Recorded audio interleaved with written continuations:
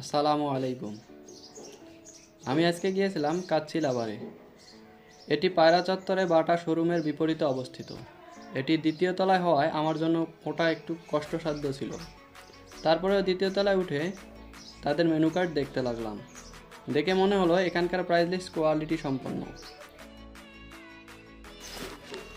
যেহেতু আমরা তিনজনেই রোজা ছিলাম, তাই বাসায় নিয়ে আসার জন্য পার্সেল অর্ডার করলাম।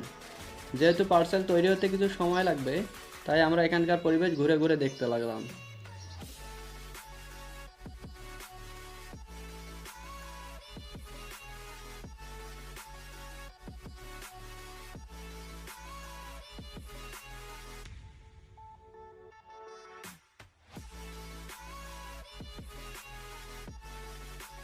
এখান থেকে পায়রা চত্বরের ভিউটা অসাধারণ ছিল, তাই সেখানে বসে তিনজনেই ছবি তুলতে লাগলাম। যেহেতু রমজান মাস, তাই পুরো রেস্টুরেন্ট ফাঁকা ছিল, আর তাই আমাদের পার্সেলটি 5 থেকে 7 মিনিটের মধ্যেই তৈরি হয়ে গেল। পার্সেল হাতে পেয়ে তাদের পেমেন্ট করলাম।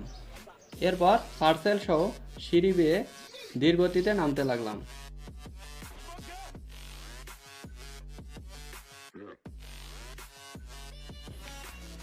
সেখান থেকে নেমে কিছুটা হেঁটে পায়রা চত্বরে অটোর জন্য দাঁড়ালাম।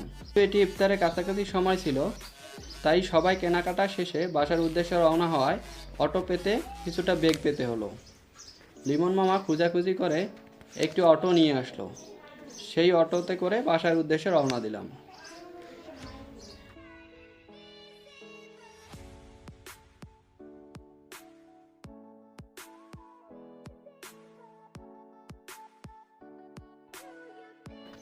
বাসায় এসে কাচ্চির প্যাকেট খুললাম। মাশাআল্লাহ, দেখে এটি লোভনীয় ও আকর্ষণীয় লাগলো। ইফতারের সময় খেতে লাগলাম। দেখে যতটা লোভনীয় মনে হয়েছিল, আসলে খেতে ততটা ভালো ছিল না। রাইসটা একজন মানুষের জন্য পারফেক্ট ছিল, কিন্তু মাংসটা ছিল পুরোই হাড়। আর খেয়ে বুঝলাম তেমন মনের মতো না।